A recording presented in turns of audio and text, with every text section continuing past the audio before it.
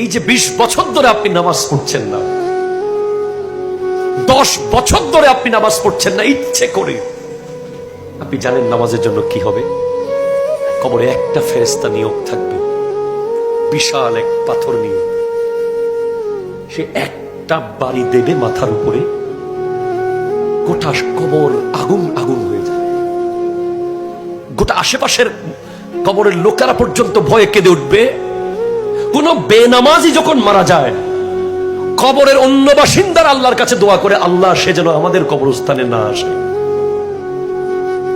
কি জানেন, কোন বেনামাজি যখন মরে, কবরস্থানে যখন মাটি কোড়া শুরু হয়, অন্যান্য বাসিন্দারা সবাই আল্লাহর কাছে দোয়া করে, কোনো মতে অন্যখানে ফেলে দেন, আল্লাহ তাকে এখানে আনিয়েন না, ওই বেনামাজি যেন এই কবরে দাফন না হয়।